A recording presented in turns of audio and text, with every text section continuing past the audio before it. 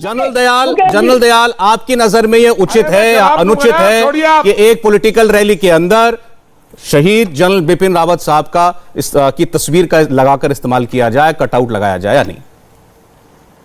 देखिए सौरभ, मैं पिछले 7 साल से जब से रिटायर्ड हुआ हूं टीवी चैनल्स पे आ रहा हूं, मैं पहले दिन से कह रहा हूं कि फौज को फौज तक सीमित रहने दो, उसको देश की गलियारों में मत भटकाओ, उसको देश की गलियारों में मत खींचो। फौज की शहादत को मैंने 2019 में चीख चीख के बोला था, पुलवामा के शहीदों को पॉलिटिकल मुद्दा मत बनाओ, पॉलिटिकल डिस्प्ले मत करो, क्योंकि आप लोग उस चीज की अहमियत ही नहीं समझते। आप लोगों का तहे दिल से उसके बारे में कोई ज्ञान ही नहीं है। अगर कोई मुझे पॉलिटिशियन बता सकता है कि ये किसने लगाया, कैसे लगाया, उतारा कैसे, रखा कहां और उसके बाद कहां डाल दिया गया, किस गली में डाल दिया गया, किस गंद में डाल दिया गया, ये पिछले 7 साल से मैं चीख चीख के कह रहा हूं। और 3-4 इश्यूज हैं सौरभ इसमें। पहला इशू मेरा ये है, हम लोग समानता में विश्वास करते हैं, हर एक शहीद बराबर है। एक जवान नथुराम जब सेना का शहीद होता है और एक लेफ्टिनेंट जनरल जब शहीद होता है, उनकी शहादत बराबर है। किसी शहीद को देने के लिए 50 लोग सलामी देने चले जाते हैं, किसी शहीद को देने के लिए कोई भी नहीं पहुंचता। हम समानता में विश्वास करते हैं। अगर पॉलिटिकल लीडरशिप इस देश की इतनी मैच्योर हो गई है और इतने बचकनेपन पर आ गई है, उसमें किसी किस्म का कोई स्टेटमेंटशिप नहीं बचा है, तो उन्हें पता होना चाहिए कि फौज प्रोटोकॉल पर जाती है। अगर पुलवामा में शहीद हुए हैं, शहादत हुई है और उसको देश के प्रधानमंत्री और देश के ऑपोजिशन और राहुल गांधी जी सब सलाम देने पहुंचते हैं, तो जब 20 शहीद होते हैं गलवान में, तो उनको भी पहुंचिए। अगर जनरल रावत का कटआउट लगाया तो आज के दिन मानिए कम से कम भी 100 लड़कों ने शहादत दी होगी पिछले 5 साल में उत्तराखंड के अंदर, उनके भी लगाइए कटआउट साहब, उनको भी मान सम्मान दीजिए, उन्होंने इस देश के लिए शहादत दी है। पॉलिटिकल पार्टी जो है, सेना का किसी किस्म से भी इस किस्म का दुरुपयोग, सेना को सड़कों पे खींचने से इस देश की सेना का एक दिन नुकसान होगा। वो आज नहीं दिखेगा, आने वाला वक्त में दिखेगा। सिक्योरिटी इश्यूज एकदम नहीं आते उभर के।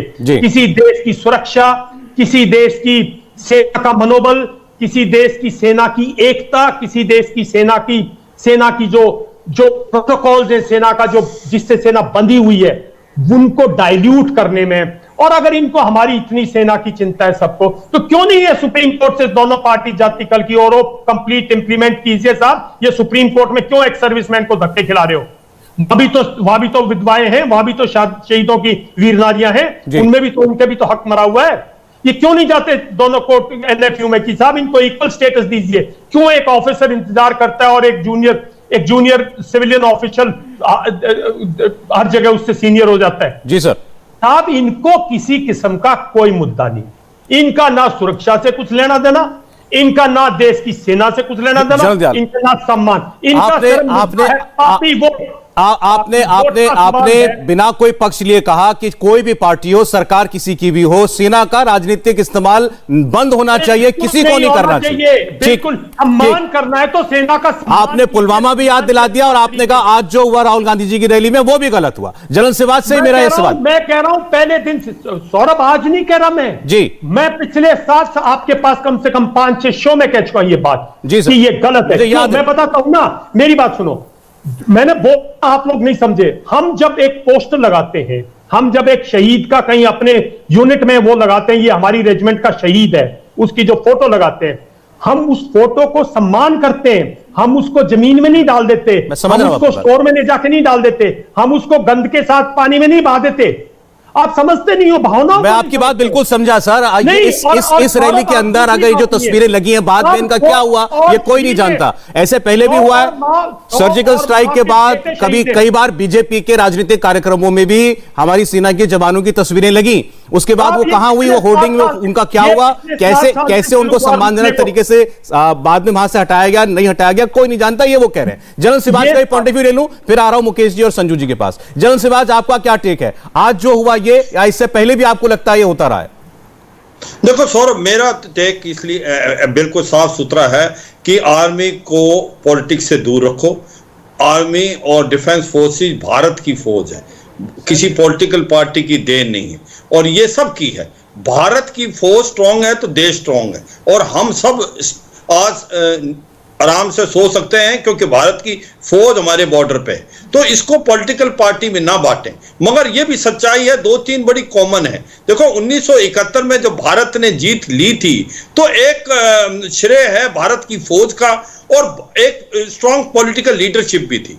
और कहीं ना कहीं वही कुछ अब है कि भारत की जो फौज है उसने काफी कुछ करके दिखाया। पुलवामा किया, पुलवामा के बाद जो बालाकोट करके दिखा दिया, उसके बाद उड़ी के बाद एक सर्जिकल स्ट्राइक कर दी, और अब हम काफी हद तक लद्दाख के अंदर आंखों में आंखें देख रहे हैं चीन के साथ। तो वो भी एक स्ट्रांग पॉलिटिकल लीडरशिप है, इसमें कोई शक और सवाल नहीं। मगर इसको मद्देनजर रखते हुए मैं ये कहूंगा कि ये सब चीजें, ये देश की फौज है, ये किसी पॉलिटिकल पार्टी की फौज नहीं। हम सब एक इकट्ठे होने चाहिए। जब हमारी पॉलिटिकल पार्टियों से आवाज आती है जो कि कॉन्ट्रडिक्ट करती है तो दुश्मन देश उसका इस्तेमाल करता है। क्या हमने कभी सोचा है कि ग्लोबल टाइम इन्हीं जो पॉलिटिकल पार्टी कुछ एक शब्द बोल देते हैं उसका इस्तेमाल करता है? क्या हमने सोचा है पाकिस्तान की आईएसआई क्या प्रोपेगेंडा करता है पाकिस्तान में अगर हमारी तरफ से कोई ऐसी बातचीत होती है? तो जो पॉलिटिकल पार्टीज हैं वो मिलके काम करनी चाहिए जब देश की सुरक्षा की बात आती है, क्योंकि अगर देश की सुरक्षा को बांटोगे पॉलिटिकल पार्टी के में तो वो ठीक नहीं रहेगा। पर यह सच्चाई है, एक देश के अंदर स्ट्रांग पॉलिटिकल लीडरशिप का होना बहुत जरूरी है। अगर देश इकोनॉमिकली स्ट्रांग होना चाहता है तो उसको मिलिटरीली भी स्ट्रांग होना पड़ेगा और मॉडर्नाइजेशन करनी पड़ेगी। 2 पॉइंट जो बोले थे जनरल साहब ने, मैं उससे सहमत हूं। 1 रैंक 1 पेंशन जो अभी तक पूरा नहीं हुआ, क्यों नहीं करा? आपको नहीं पता सौरभ, एक आप कोल कंपनियां हैं जो कि एक्स सर्विसमैन को मिलती हैं, वो भी अब बंद कर दी हैं। इंडिया टीवी हर वक्त हर जगह डाउनलोड करने के लिए सर्च करें India TV news Google play store या ऐप स्टोर पर।